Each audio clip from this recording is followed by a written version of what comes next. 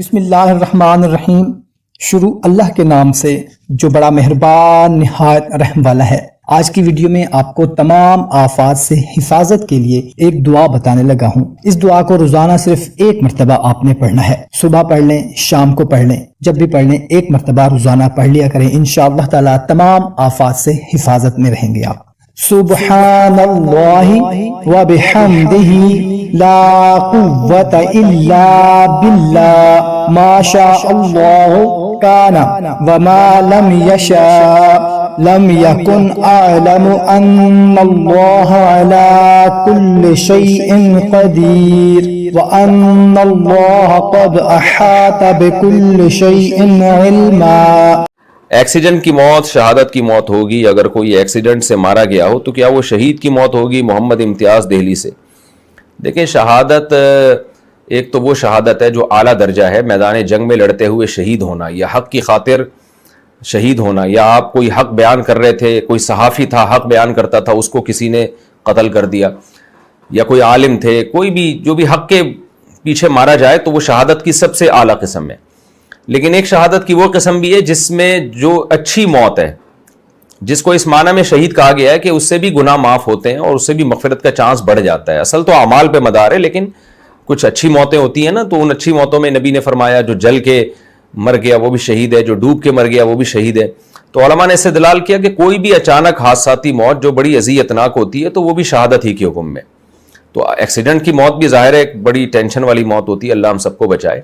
غنی کیا ہے اللہ نے۔ غنی کا مطلب کیا ہوتا ہے؟ ایسا انتظام کر دینا کہ آپ دوسروں کے محتاج نہ رہیں۔ آج ہمارے یہاں فقیروں کو بھیک دے دے کے اور بگاڑ دیتے ہیں۔ فقیروں کو بھیک دے دے کے آپ تحقیق کرو کسی فقیر کے بارے میں، مستحق ہے نا، اس کو اسٹیبل کر دو۔ اور اگر آپ کو یہ اندازہ ہو جائے یہ کمبخت اسٹیبل ہونا ہی نہیں چاہتا ہے، اس کو لت پڑ گئی ہے، پھر مت دو اس کو۔ میرا بہت تجربہ ہوا ہے، کوئی نوجوان آیا بھیک مانگ رہا ہے، میں نے کہا کوئی بات نہیں، آپ کو کتنے پیسے چاہیے؟ جی 500 روپے چاہیے۔ میں نے کہا ہماری مسجد میں فرنٹ ایریا ذرا خراب ہوا ہے، اس کو تھوڑا صفائی کر دو، میں آپ کو 500 روپے دے دوں گا۔ ایسا غائب ہوا مارکیٹ سے شارٹ۔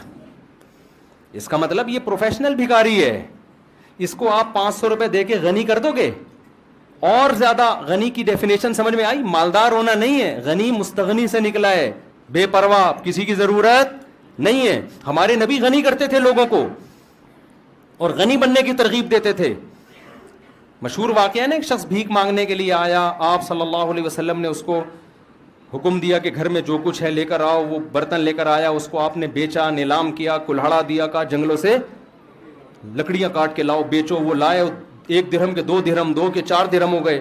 تو یہ نبی نے ان کو بھیک نہیں دی بلکہ ان کو کیا کر دیا؟ غنی کر دیا آپ صلی اللہ علیہ وسلم۔ تو معاشرے میں ایسے لوگوں کو تلاش کیا کریں جو اسٹیبل نہیں ہیں اور ان کو پراپر غنی کرنے کی کوشش کریں۔ بھیک دے دے کے نوجوانوں کو بگاڑیں مت۔ وہ سٹے لگا، جب محنت کر کے پیسہ کمائے گا تو سٹوں پہ ضائع نہیں کرے گا، گٹکوں پہ ضائع نہیں کرے گا وہ۔ تو میں یہ عرض کر رہا تھا، اللہ نے اپنے حبیب صلی اللہ علیہ وسلم پہ 3 انعامات بتائے۔ یتیم تھے، ٹھکانہ دیا، غریب تھے، غنی کر دیا، اور علم نہیں تھا، اللہ نے آپ کو کیا دیا؟ علم۔ اللہ نے یہ 3 بڑے بڑے انعامات بیان کر کے اللہ نے نبی صلی اللہ علیہ وسلم کو حکم دیا کہ ان تینوں انعامات کا آپ شکر ادا کریں۔ ان تینوں انعامات کا آپ کیا کریں؟ شکر ادا۔ کیسے؟ ہم جب شکر ادا کرنا چاہتے ہیں ہم کیا کہتے ہیں؟ اللہ تیرا شکر۔ ہم سمجھتے ہیں شکر ادا ہو گیا۔ اللہ ہم پر کوئی انعام کرے ہم کہتے ہیں اللہ کا بڑا فضل ہے، ہم سمجھتے ہیں اس کا شکر ادا بولو ہو گیا۔ آواز تو سب کو صحیح آ رہی ہے نا؟ اتنا کافی نہیں ہے، یہ بھی ضروری ہے کہ منہ سے بول دیں کہ اللہ کا شکر ہے، لیکن اتنا کافی نہیں۔ اگر اتنا کافی ہوتا تو اللہ اپنے حبیب پر 3 انعام کر کے کہتا کہ اے نبی آپ شکر ادا کر دیں، زبان سے کیا کہہ دیں؟ الحمدللہ۔ نا نا نا، قرآن نے کہا آپ یتیم تھے، ہم نے آپ کو کی کفالت کا انتظام کیا، لہذا فَأَمَّا الْيَتِيمَ فَلَا تَقْهَرْ، اب کسی یتیم کو آپ کو دھکے دینے کی اجازت نہیں ہے، آپ کو یتیموں کی کفالت کرنی پڑے گی. سمجھ میں آ رہی ہے کہ نہیں آ رہی ہے؟ نعمت کا شکر یہ ہے کہ جو اللہ نے آپ پر انعام کیا وہی انعام آپ آگے پارسل کر دو. سمجھ رہے ہو؟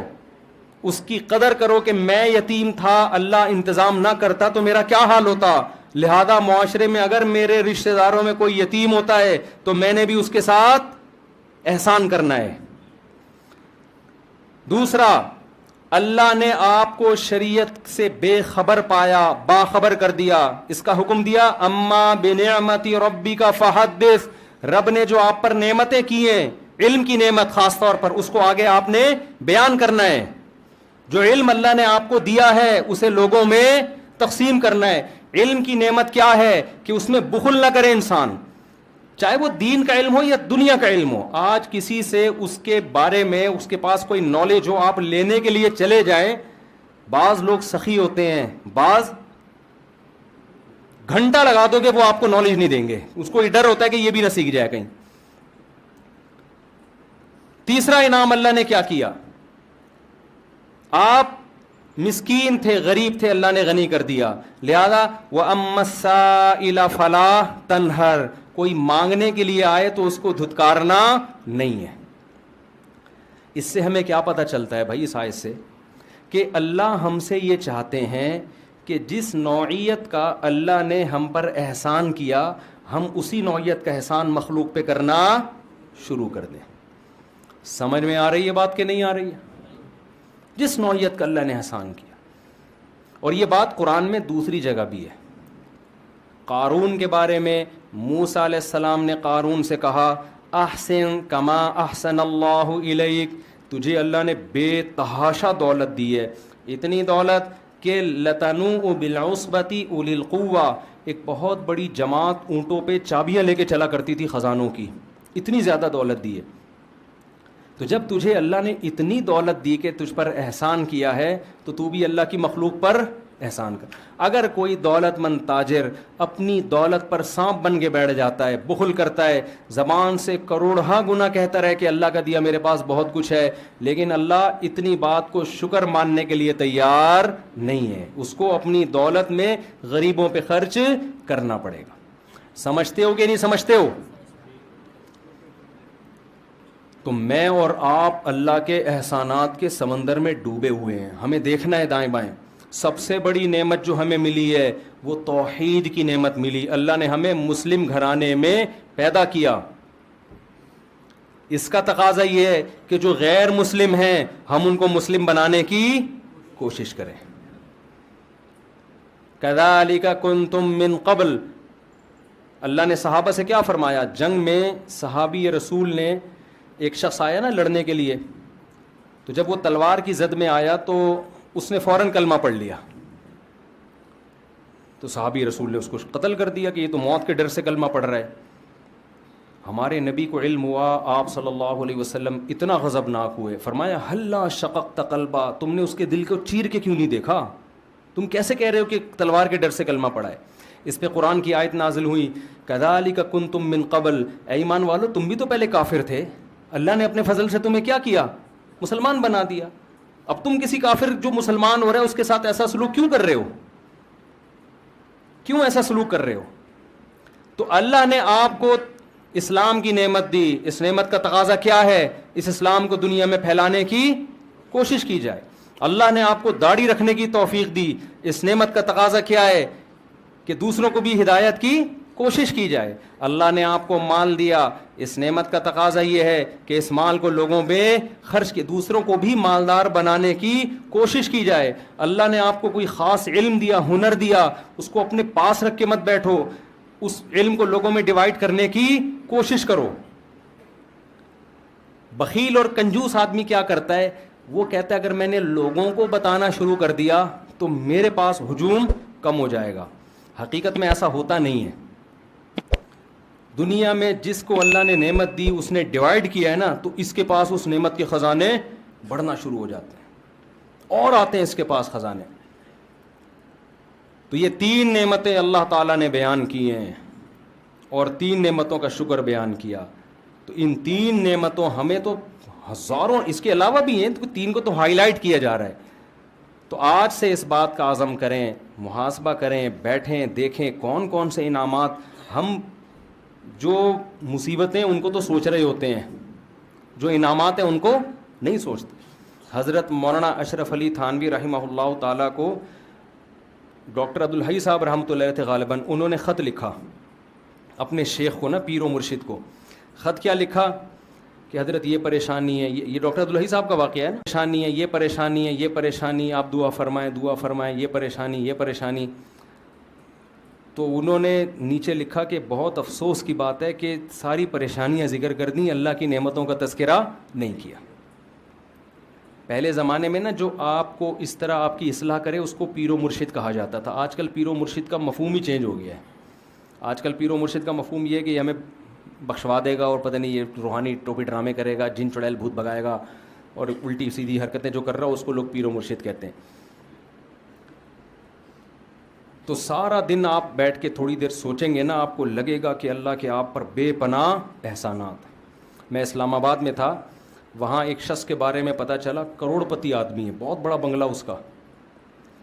ہمارے ایک دوست کی اس سے سلام دعا تھی, اس کی بینائی چلی گئی اور اس نے بہت کوشش کی, وہ بینائی واپس نہیں آئی. ایک دن وہ کہنے لگا اپنے اس دوست سے نا کہ ایک ٹھیلے والا بھٹے نہیں بیچ رہے ہوتے, جو بھٹا بیچ رہے ہوتے, تو اپنے دوست سے کہنے لگا, اس دوست نے مجھے بتایا کہ یار اگر یہ بھٹے والا میری ساری دولت بھی, اسلام آباد کا بنگلہ, میرا بزنس لے لے, یہ بھٹے کی ریڑھی مجھے دے دے اور آنکھیں دے دے, تو میں اس پہ تیار ہوں. اتنی بڑی نعمتیں ہیں جو اللہ نے مجھے اور آپ کو عطا کی ہوئی ہیں, اتنی بڑی بڑی نعمتیں. ہم پریشان کیوں ہوتے ہیں؟ ایک دن ایک صاحب میرے پاس آئے اور اپنی پریشانیاں گنوانے لگے نا, یہ پریشانی, یہ پریشانی, یہ پریشانی, یہ پریشانی, یہ ٹینشن, یہ ٹینشن, یہ ٹینشن. میں نے اس کو کہا, میں نے کہا یار جو ٹینشنیں آپ بیان کر رہے ہو نا, جس سے آپ موٹیویشن لینے کے لیے آئے ہو, اس کے پاس یہ والی ٹینشن اس سے ڈبل ہے. سمجھ آ رہی ہے بات؟ اس کے پاس یہ والی ٹینشنیں کیا ہیں, اس سے ڈبل ہیں. تو میں آپ کی ٹینشنیں کیسے ختم کر دوں؟ میں نے کہا آپ کے ساتھ مسئلہ ٹینشنوں کا نہیں ہے, آپ کے ساتھ مسئلہ یہ ہے کہ آپ نے اس دنیا کو مسافر خانہ نہیں سمجھا, جو نعمتیں ہیں وہ دیکھ نہیں رہے, جو چیزیں نہیں ہیں ان کو ٹینشن سمجھ رہے ہو. اور دنیا میں کوئی آدمی ایسا ہے کہ اس کی ساری خواہشات پوری ہو جائیں؟ بولو نا, دنیا میں کوئی ہو نہیں سکتا. وجہ کیا ہے؟ ام للانسان ما تمنا. قرآن کہتے کیا انسان یہ سمجھتے ہے جو تمنا کرے گا مل جائے گا؟ یہ تو ممکن نہیں ہے. یہاں ہم نے یہ دیکھنا کیا کیا ملا ہوا ہے, یہ نہیں دیکھنا کیا کیا نہیں ملا ہوا. لوگ یہ دیکھ رہے ہوتے ہیں, وہ ڈیفینس میں رہتا ہے, میں ناظم آباد میں رہتا ہوں, وہ بھائی تو یہ دیکھ, تو ناظم آباد میں رہ رہا ہے, وہ گندے نالے کے پل پہ رہ رہا ہے وہ بندہ فلاں, اور جو گندے نالے پہ رہتا ہے وہ دیکھے یار گندے نالے پہ گھر تو ملا ہوا ہے, اگلا تو فٹ پاتھ پہ سو رہا ہے. جو فٹ پاتھ پہ سو رہا ہے وہ کہے کہ یار میں سو تو رہا ہوں نا. بہت سے لوگ 1000 گز کے بنگلوں میں گدے پہ نیند نہیں آ رہی, وہ کہہ رہے ہیں فٹ پاتھ کی نیند اچھی ہے اس گدے سے جس پہ نیند نہیں آئے کم وقت کو.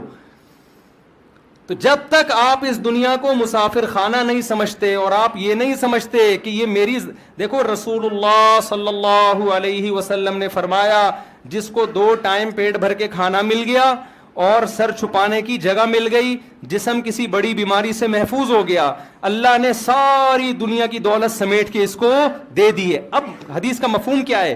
مطلب یہ نبی کے الفاظ نہیں, میں مفہوم سمجھا رہا ہوں. اب اگر یہ کہتا ہے نا میرے بھی ٹینشن, یہ اس کی اپنی بنائی ہوئی ٹینشن ہے, یہ اللہ کی طرف سے نہیں ہے, یہ تو ہوس ہے بھائی. ہوس کا تو دنیا میں کوئی علاج نہیں ہے.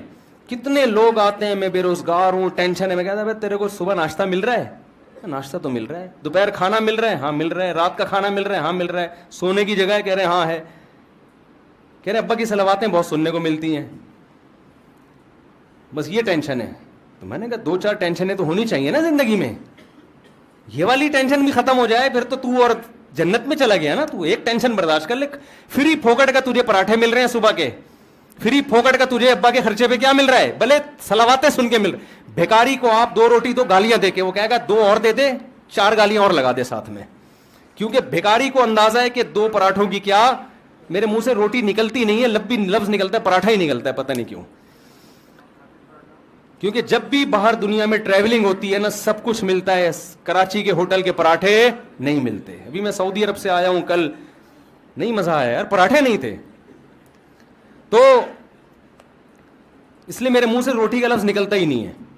تو بھکاری کو آپ جس کے پاس کچھ بھی نہیں ہے آپ اس کو موٹی موٹی گالیاں دے کے 2 پراٹھے پکڑا دو, غصہ کرے گا وہ, پھر بھی شکریہ ادا کرے گا, اس لیے کہ وہ اپنے آپ کو اس کا بھی مستحق نہیں سمجھتا. اور جو گھر میں بیٹا ہوتا ہے نا کروڑ پتی باپ کا, وہ سمجھتا ہے سارا میرا ہے, میں اس کا مستحق ہوں, مجھے یہ بھی چاہیے, مجھے یہ بھی چاہیے. او بھائی تو سمجھ کہ میں مسافر خانہ ہے, اللہ نے مجھے بڑے باپ کے گھر میں پیدا کر دیا, یہ میرا احسان نہیں. کس کا احسان ہے؟ اللہ کا احسان ہے. جو مل رہا ہے گریوی میں کھاؤ.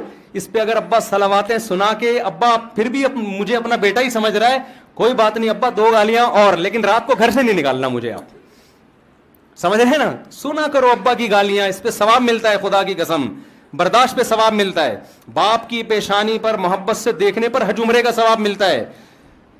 تو ایسے ہی تھوڑی مل جاتا ہے یہ. تو جب آپ اپنے آپ کو یہ سمجھو گے میں ان چیزوں کا مستحق ہوں ہی نہیں, تو جتنا ملے گا اس پہ کیا ہوگا؟ شکر ادا ہوگا. بھائی ہم تو اس کے بھی مستحق نہیں تھے, اللہ نے ہمیں یہ بھی دے دیا, یہ بھی دے دیا, یہ بھی دے دیا. تو ہم تو یہ چیز بتاتے ہیں لوگوں کو کہ بھائی وہ اکثر ایک میں واقعہ سناتا ہوں, بس یہ واقعہ بیان کر کے اپنی بات کو ختم کرتا ہوں. ایک نجومی کے پاس ایک آدمی گیا اور اپنی ہاتھ دکھائی, نجومیوں کو آتا واتا کچھ نہیں ہے لیکن ویسے ہی لوگ چلے جاتے ہیں. تو نجومی نے ہاتھ دیکھ کے کہا کہ بھائی 10 سال تک, وہ غریب آدمی تھا, نجومی نے کہا 10 سال تک تم غریب کے غریب ہی رہو گے. یہ بڑا خوش ہو گیا کہ 10 سال بعد کیا ہوگا, بھارے نیارے ہو جائیں گے. اس نے کہا 10 سال تک غربت کی پریشانی تمہیں اور رہے گی. یہ خوش ہو گیا, چلو 10 سال کے بعد. اس نے کہا پھر کیا ہوگا؟ اس نے کہا پھر تمہیں عادت ہو جائے گی. پھر کیا ہو جائے گی؟ عادت ہو جائے گی. تو میں بے روزگاروں سے کہتا ہوں روزگار تلاش کرو, نہیں مل رہا اسی کو انجوائے کرو. آپ بے روزگاری کا جو مزہ ہے وہ روزگار میں نہیں ہے, حقیقت ہے. اس سے برداشت پیدا ہوتی ہے انسان کے اندر. تلاش کرو روزگار, سست بن کے نہ بیٹھ جاؤ. جب کوئی پریشانی آئے, دنیا کیا ہے؟ مسافر خانہ, فنا ہونے کی. یہاں بڑے بڑے خوشحال لوگ آئے, وہ چلی گئی 96 سال میں یار, ہیں بھائی 96 توپوں کی, 96 میں گئی 98 میں گئی ہے, 96 سال میں 96 توپوں کی سلامی دی گئی ہے اس کو. اب فرض کر لو میں اور آپ, اگر ہم تو برطانیہ کے ویزے کے لیے ترس رہے ہوتے ہیں نا, مل جائے تو بڑے خوش. اس کو ویزا نہیں ملا, برطانیوں کی ماں تھی وہ, برطانیوں کا باپ تھا وہ. ہمیں اگر برطانیہ کا باپ بنا دیا جاتا تو 96 سال کے بعد بھی ہمارا وہی حشر ہونا تھا جو ملکہ برطانیہ کا ہوا ہے. تو یار نتیجہ تو سب کا ایک ہی جیسا ہے نا. پائپ کے منہ میں بیٹھو یا پائپ تمہارے منہ میں ہو, رزلٹ ایک ہی ہے. جب رزلٹ وہی نکل رہے ہیں بھائی اس کا, تو کیا ہے یار, جس نے زیادہ سموسے کھا لیے, جس نے 2 پراٹھے کھا لیے, جس نے نہیں کھایا, جو روزگار ہے, جو بے روزگار ہے, تھوڑے دنوں کی کہانی ہے. رزلٹ کیا ہونے والا ہے؟ ایک جیسا. قبرستان جایا کرو, ڈیفینس کے تو خاص طور پہ جایا کرو قبرستان, بڑے بڑے لوگ یہاں نیچے دفن ہوتے ہیں. تو جا کے دیکھا کرو یار, یہ فلاں کا بنگلہ, یہ فلاں کا بنگلہ. ابھی ایک دفعہ میں جب گلشن اقبال میں رہتا تھا نا پہلے, تو میں گھر تلاش کر رہا تھا گلشن اقبال میں. تو کسی نے مجھے کہا یہاں بڑا VIP سا قبرستان ہے. میں نے کہا یار قبر میں جانے کے بعد نہیں پتہ چلتا کہ VIP ہے یا اورنگی ٹاؤن کا قبرستان ہو, گندے نالے کا قبرستان ہو, یا ڈیفینس کا. اندر سے سارے کیا ہوتے ہیں, جتنے کیڑے ایک غریب رکشے والے کی لاش پہ ہوتے ہیں اتنے ہی میرے بھائی معذرت کے ساتھ ڈیفینس والوں کی لاش پہ بھی اتنے ہی کیڑے ہوں گے. تو یہ ڈیفینس آپ لوگ رہتے ہو نا, یہ زیادہ کچھ 2 ٹکے کی خدا کی قسم رہو آپ, ایسا نہ چھوڑ کے آپ گندے نالے چلے جاؤ, یہ مطلب نہیں ہے. کیونکہ وہاں جاؤ گے تو جلدی قبرستان جانے کا چانس ہوگا, وہاں ڈینگی وینگی نالوں میں بہت پھیلا ہوا ہے آج کل. تو لیکن حقیقت یہ ہے کہ 2 ٹکے کی ویلیو, ان چیزوں سے دل لگانے کی بالکل کوشش مت کرو. ان کی حیثیت صرف اتنی ہے کہ ٹرین میں آپ سفر کر رہے ہو, آگے اسٹیشن پہ آپ نے اتر جانا ہے, کوئی دروازے پہ لٹک کے جا رہا ہے, کوئی نیچے بیٹھ کے جا رہا ہے, کوئی اکانومی کلاس میں جا رہا ہے, اور کوئی بزنس کلاس میں جا رہا ہے. آگے جا کے سارے کیا ہو جاتے ہیں, دنیا میں تو پھر بھی برابر نہیں ہوتے. بزنس کلاس والے کو ذرا پروٹوکول کے ساتھ لینے کے لیے آئے, لیکن اللہ کے ہاں آگے جا کے سب کا اینڈ کیا ہے, برابر, ختم, فنش. تھوڑے دن کی کہانی ہے. اور یہ ملکہ برطانیہ کا بار بار سوچا کرو یار, 96 سال میں 21 تو اس کو 96 توپوں کی, میں نے خبر سنی 96 توپوں کی سلامی. یار توپوں کا اتنا خرچہ کرا دیا اس نے. اللہ یہ بھی پوچھے گا یہ تیرے باپ کے پیسوں سے جو یہ توپیں جو ہے نا تیرے اوپر خرچ ہو رہی ہیں, یہ تو قوم کا پیسہ ہے. اللہ پوچھے, اللہ تو ایک ایک چیز کا حساب لے گا کہ 96 تو 1 مہینہ تک تو رہی ہے, کتنے دن جنازہ دفنایا گیا, کتنے دن بعد ہیں پتہ نہیں, 18 دن تک اتنے پھول, اتنے پروٹوکول, اتنے یہ سارا خرچہ ہوا ہے. یہ قبر میں نکلے گا خرچہ. اللہ پوچھے گا انسانوں, ہم وصیت کرتے ہیں ہمیں ایسا پروٹوکول, اول تو ہم کو اتنی بڑی چیز نہیں ہے, اگر بن بھی گئے نہیں بھائی ہمیں نہیں چاہیے. ہمیں حضرت ابو بکر نے کیا وصیت کی تھی, نیا کفن بھی مت دینا. حضرت ابو بکر کی ویلیو تو بہت بڑی تھی نا, لاکھوں مربع میل کے حکمران تھے. عمر پہ حکومت کی ابو بکر نے, جن کے ماتحت عمر اور ابو ہریرہ اور ابن مسعود جیسے لوگوں, کتنا بڑا حکمران ہوگا. وصیت کر رہے ہیں میں جب مر جاؤں تو مجھے پرانے کپڑوں میں دفنانا, نیا کفن مجھے مت دینا. نئے کپڑے زندہ لوگوں کے لیے ہیں, جانے والوں کے لیے نئے کپڑے نہیں ہوتے. وہ سمجھتے تھے بھائی یہ مسافر خانہ ہے. تو غیر مسلموں کی چیزوں سے متاثر مت ہو, خدا کا واسطہ. ملکہ برطانیہ سے ہمیں کوئی وہ نہیں ہے, کوئی چڑ نہیں ہے, کوئی میرا کلپ بنا دے ملکہ برطانیہ کے خلاف, وہ تو سب کے ساتھ ایسا ہی ہوتا ہے, وہاں جی پروٹوکول ملتا ہے. لیکن میں تو آپ کو اسلام اور غیر اسلام کا فرق بتا رہا ہوں. ملکہ برطانیہ اور اسلام کا فرق نہیں بتا رہا آپ کو, ہماری ملکہ ان کی ملکہ کا فرق نہیں. ہمارے ہاں تو ملکائیں جاتی ہیں تو وہ دفنانے کے لیے چیز, ہماری ملکہ تو بے نظیر بھٹو تھی نا. ہمارے ہاں تو ملکہ جاتے ہیں الگ اسٹائل سے ہیں. کوئی بم دھماکے میں جا رہا ہے اس کو کیا پروٹوکول, ضیاء الحق کیا وہ بوٹی بیچارے کی وہ شہادت کے بعد کچھ 2-4 چیزیں ملی ہیں, تو ہم تو ویسے ایسا پروٹوکول دے ہی نہیں سکتے. ہمارے یہاں نیچرل طریقے سے نہیں جاتے لوگ, ٹھیک ہے نا. ہمارے یہاں نیچرل سسٹم ہی نہیں ہے بڑے لوگوں کے جانے کا دنیا سے. ہمارے یہاں کوئی دھماکہ ہوتا ہے وہ چلے گئے جی, اخبار میں آ گئے جی انتقال ہو گیا, کیسے ہوا یہ زیادہ ڈیٹیل میں جاتے ہی نہیں ہماری قوم. تو دنیا کو مسافر خانہ جب انسان سمجھتا ہے تو مال کی محبت اس میں کم ہوتی ہے, پھر اللہ کے شکر کرنے کا شکر کرنے کا جذبہ پیدا ہوتا ہے.